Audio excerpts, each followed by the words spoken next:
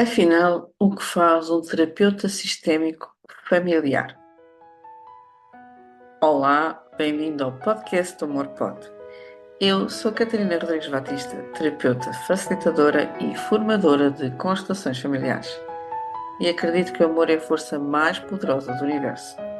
Semanalmente, vou partilhar contigo dicas práticas para integrares esta terapia na tua vida, mas também histórias de quem foi impactado pelas constelações familiares. O amor pode mudar a nossa vida e é sobre isso que nós vamos falar neste podcast.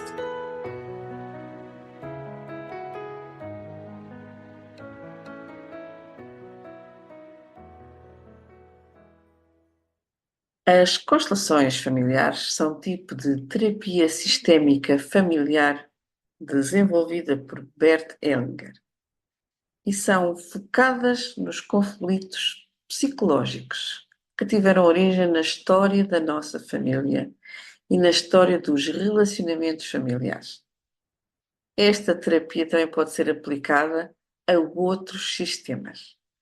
Podemos também tratar empresas ou grupos mais reduzidos, associados a temáticas específicas, como saúde, educação, justiça, entre outros. Mas, afinal, o que são as constelações familiares? Que estão na base da terapia sistémica familiar, mas também da pedagogia sistémica, do direito sistémico, da saúde sistémica, entre tantas outras atividades, como, por exemplo, as constelações organizacionais e estruturais. As constelações familiares, que são na base de todas estas atividades que eu acabei de referir, são um tipo de terapia sistémica familiar, cujo método consiste em trabalhar com um grupo, no qual cada pessoa representa um membro da família, por exemplo, de quem está a constelar. Ou seja, uma pessoa traz um determinado tema, uma determinada situação que quer ver resolvida e o resto do grupo vai apoiá-la a representar aquela situação, trazendo, no fundo, uma imagem interna, mais inconsciente que aquela pessoa tem e que ela quer descobrir para encontrarmos a causa raiz daquele tema que ela quer ver resolvido. Então, esta terapia pode também ser trabalhada em sessões individuais, usando objetos como papéis, bonecos, fotografias, que representam então os membros da família, e o alcance deste trabalho não se limita apenas à pessoa que fez o trabalho, mas ele vai reverberar em todo o sistema familiar, porque sempre que um elemento do sistema se move, todos os elementos do sistema vão ser recolocados na sua posição, de forma a encontrarmos o melhor equilíbrio para aquele sistema. Mas qual a importância da nossa história familiar?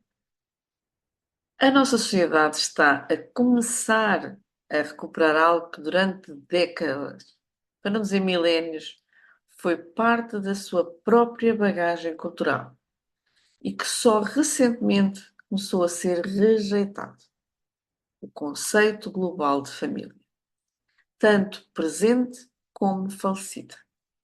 E é neste campo de investigação e de cura que têm surgido novas terapias e novas propostas, todas elas baseadas numa ideia fundamental de que não podemos escapar ao nosso sistema familiar, nem podemos negá-lo ou ignorá-lo. Para onde quer que nós vamos, nós levamos connosco esta carga, esta bagagem, que é a nossa história e a história dos nossos antepassados. E é perante a história da família que nós temos apenas uma escolha: aceitá-la, integrá-la e, a partir daí, libertar-nos e abrir-nos para um caminho novo da nossa existência. No fundo, podemos caminhar de forma mais leve, sem o peso daquilo que foi as histórias dos nossos ancestrais.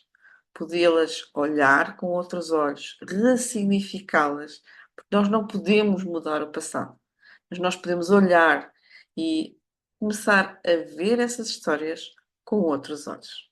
E é através desta compreensão e cura das histórias familiares não resolvidas, no fundo é o conceito fundamental das constelações familiares. Trata-se, no fundo, de tentarmos aceitar aquilo que existe com amor, com respeito, sem julgamentos, porque a fuga e a reprovação ou o sentimento de vítima não são modelos que ajudem neste processo de cura. Porque quando nós estamos neste papel de vítima, nós estamos à procura de aliados, não de cura. Então é muito importante nós percebermos e irmos para esta terapia através, com o nosso coração aberto e através de uma postura de abertura. E abertura para aquilo que se vai mostrar, mas também abertura para a estrutura onde assentam as próprias constelações familiares. E as constelações familiares assentam em 3 princípios, em 3 ordens do amor, chamadas assim por Bert Hellinger. A primeira ordem é a ordem do pertencimento, que diz que todos os membros de uma família têm o mesmo direito de pertencer. Se um membro for excluído, independentemente dos motivos, outro membro da família terá que representar essa pessoa excluída no futuro, pelo fenómeno de identificação inconsciente. A segunda ordem é a ordem do dar e do receber, a ordem do equilíbrio. Há uma necessidade de equilíbrio entre o dar e o receber, entre o ganho e a perda. Também é um movimento de consciência.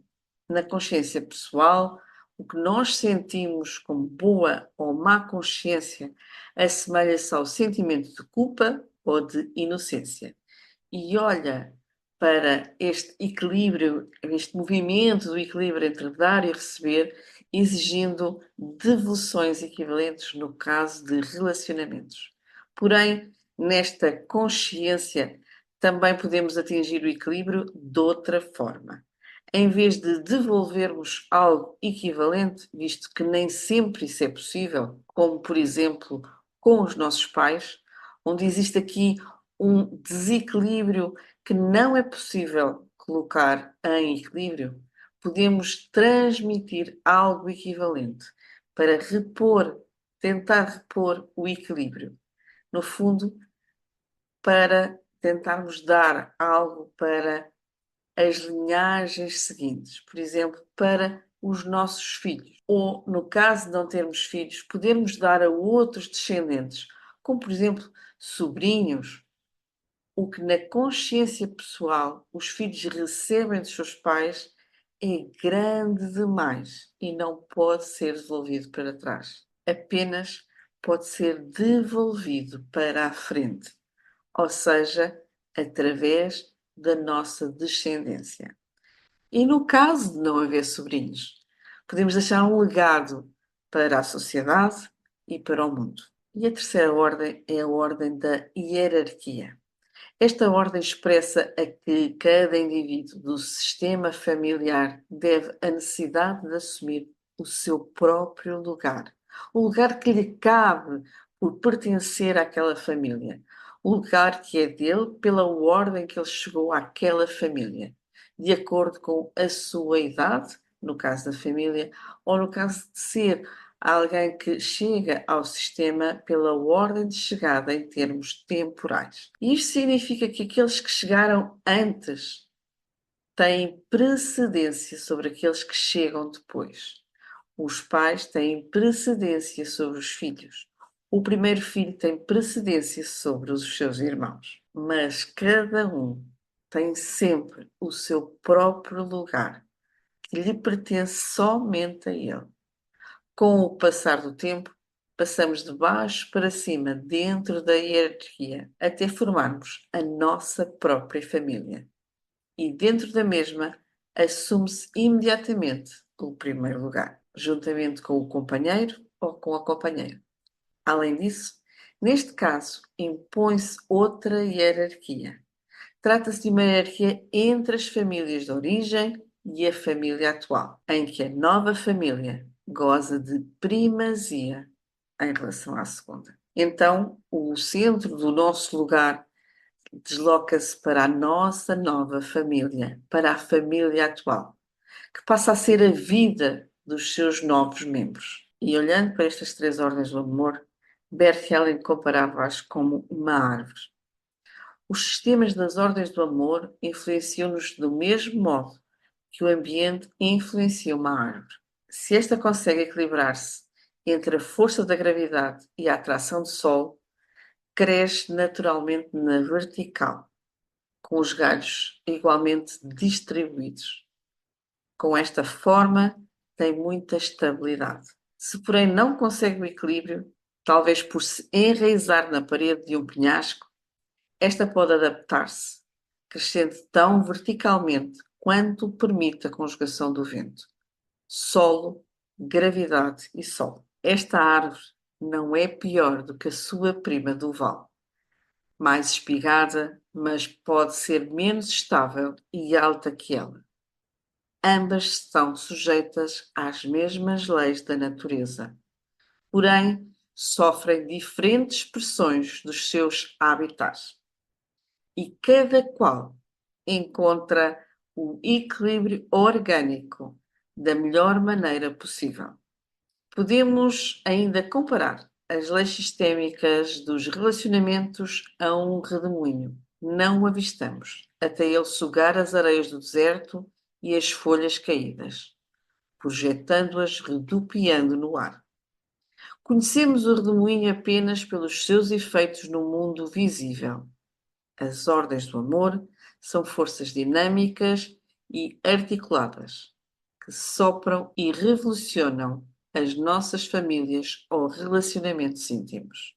Percebemos a desordem que a sua turbulência nos causa, como as folhas percebem o redemoinho, sobre a forma de sofrimento e doença. Em contrapartida, percebemos o seu fluxo harmonioso, como uma sensação de bem-estar no mundo.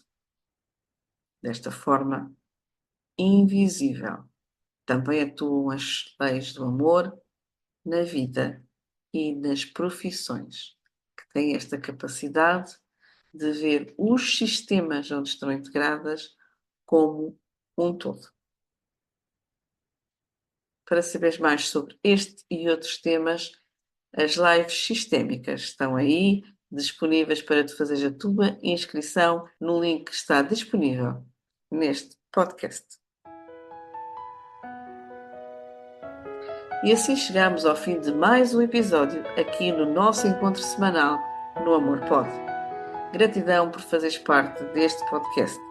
Se gostaste deste episódio, partilha com outros terapeutas, amigos e familiares. E nós voltamos a ver na próxima terça-feira.